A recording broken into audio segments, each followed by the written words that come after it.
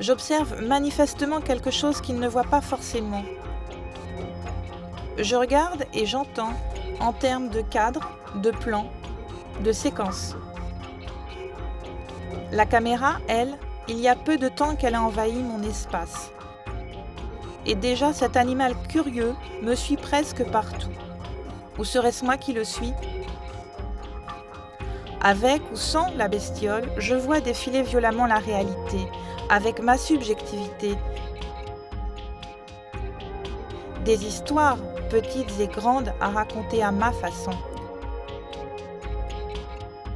Des tranches de vie, belles et vilaines, ponctuées d'arrêts sur image, choisis et donc sélectifs.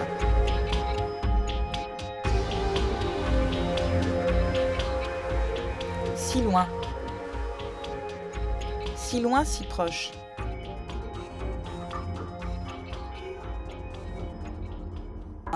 Me voilà bien embarrassée.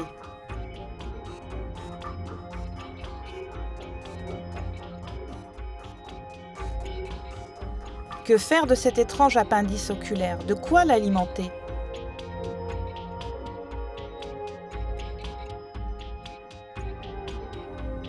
Filmer le réel, d'accord, mais lequel ? Me faut-il témoigner de la réalité telle qu'elle est ou en la réinventant ? Pour Van der Keuken, nul doute que l'art doit se prostituer, se solidariser avec la banalité de la vie. Qu'à cela ne tienne.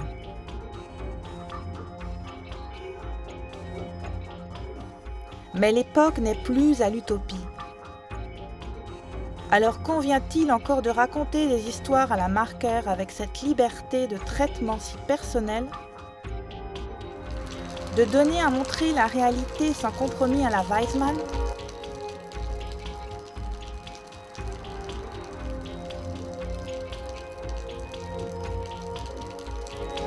Ou avec lyrisme, poésie et esthétique tel un Evans ? Ou encore, faut-il tout filmer à la manière de Vertov, le génie, le magicien, le maître ? Et puis au fait, c'est le tournage ou le montage qui fait le film ?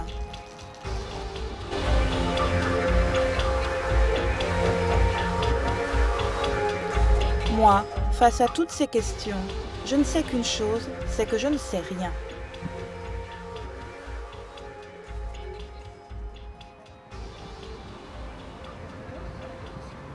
Il me fallait rencontrer un spécialiste, un pro qui pourrait m'éclairer. Impliqué dans les luttes sociales et environnementales des années 70 au sein du collectif avant-gardiste Ciné-Lutte, puis de la société de production Les Films d'Ici, Yves Janot semblait être mon homme. Car voilà plus de 30 ans que cet empêcheur de tourner en rond lutte pour la défense et la promotion du documentaire de création. J'étais impatiente de découvrir quel éclairage allait me dévoiler ce sempiternel défenseur de la cause, fraîchement débarqué de France Télévisions. Un documentaire militant, par définition, n'a pas de place à la télévision, ça n'a pas de sens. Quand il faut échapper à une censure, on invente des formes. Et donc c'est une bonne chose. Le maccarthisme n'a pas empêché les réalisateurs américains de faire des films à contenu politique. Simplement, on devient tout d'un coup, on est obligé d'être un peu plus malin.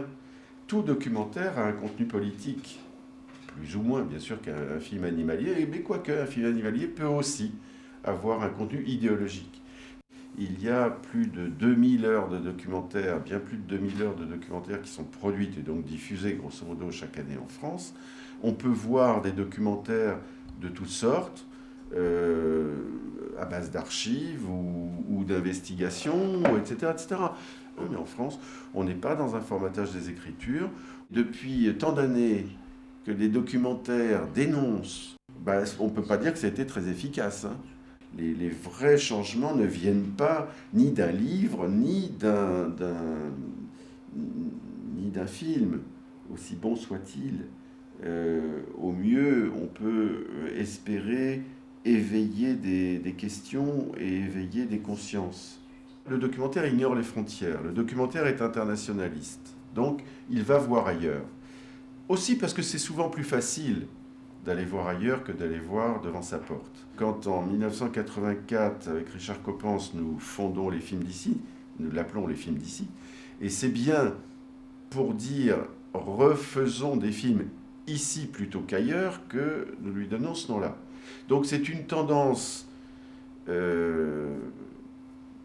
ontologique, c'est une tendance normale du documentaire, et ça l'est peut-être moins maintenant que ça ne l'a été, parce que il y a dans les pays dits du tiers-monde de plus en plus de cinéastes locaux qui font de meilleurs films parce qu'ils connaissent mieux les contradictions, on va dire, secondaires, ils connaissent mieux l'épaisseur des réalités, et qu'il est quand même difficile d'imaginer qu'un réalisateur occidental connaisse mieux qu'eux. La première chose que je leur conseillerais, c'est deux choses.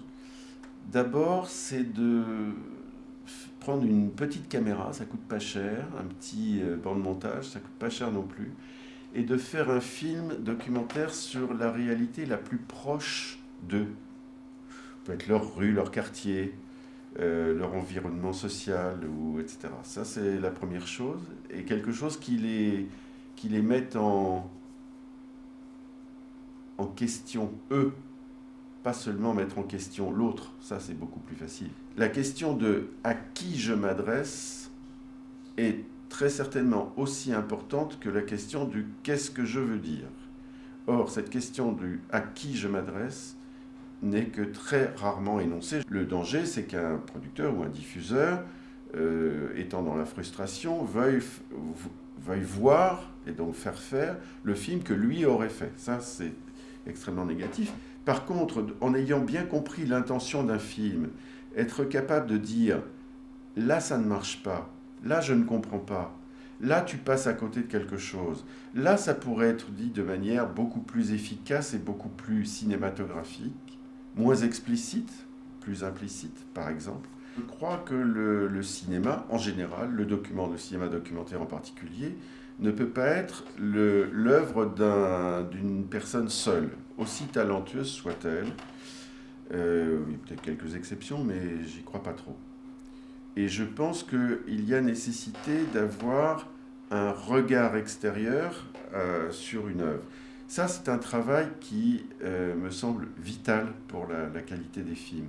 Donc les interventions, effectivement, se font en tant que producteur ou en tant que diffuseur, déjà beaucoup en amont au niveau de la préparation, en général peu, voire pas sur les tournages, et ensuite beaucoup sur le montage. Je pense pour un jeune documentariste aujourd'hui, ce n'est pas de venir voir un diffuseur en disant « je vais faire un film comme Denis Gerbrandt » ou « je vais faire un film comme Nicolas Philibert » ou comme Thomas Balmès ou comme Wiseman ou comme je ne sais qui. Les formes, je crois que je les connais à peu près toutes. Les sujets, idem.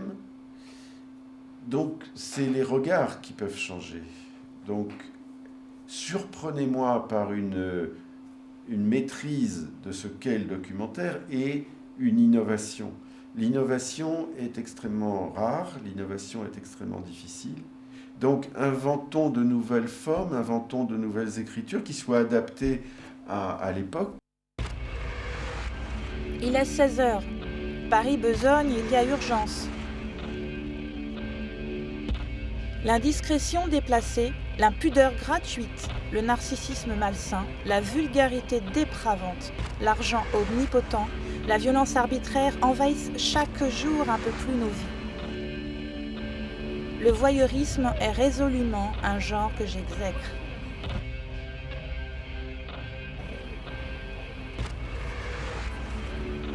I have a dream. Celui de vagabonder librement dans la réalité avec mon imagination.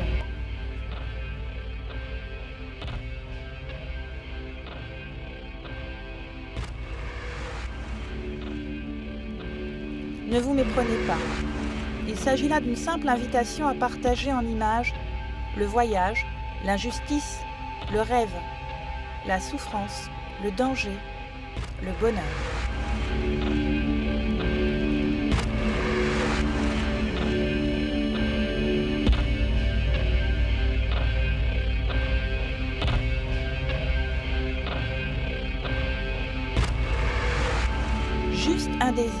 non une prétention, d'essayer de faire rire et pleurer, provoquer et vibrer, réfléchir et rêver.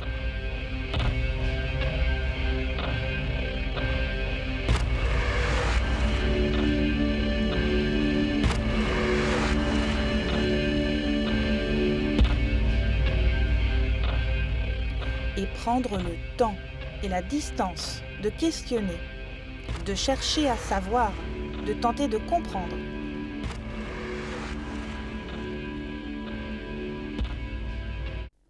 Il est 20h.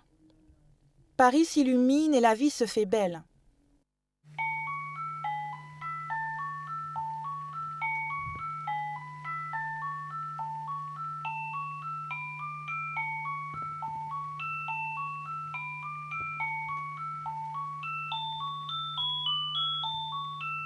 À propos, c'est quoi un documentariste au juste? Un raconteur d'histoire ou un faiseur d'histoire?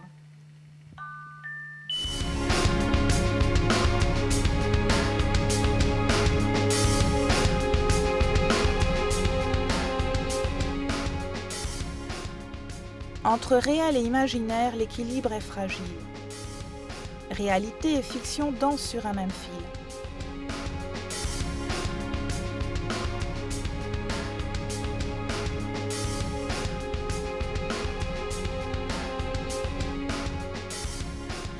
Et il me semble bien que ces deux-là peuvent faire harmonieusement la paire, telle la belle et la bête.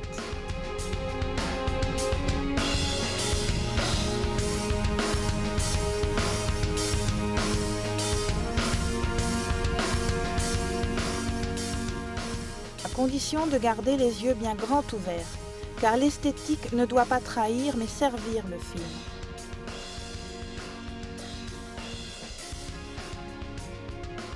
Comme chacun ne sait pas toujours, la misère n'est pas plus belle au soleil. S'engager à faire œuvre humblement, en filmant la vie telle une vigie qui s'immergerait à chaque fois dans le réel, comme si c'était la première fois. Quelle aventure!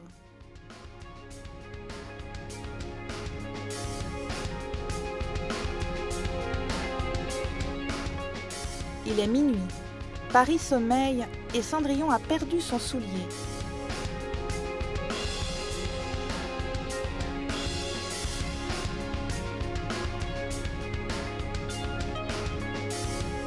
Au bout de sa balade nocturne, entre solitude et rencontre, rêves et insomnie, Cendrillon au pays des villes se transformera-t-elle de nouveau d'un coup de baguette magique ?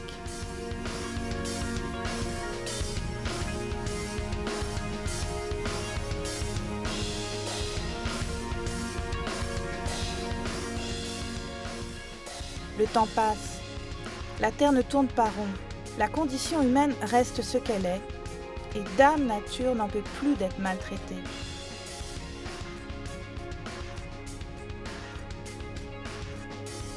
Mais l'homme à la caméra, lui, n'a pas pris une ride. Et je me demande, quel regard aurait-il porté aujourd'hui sur notre monde ?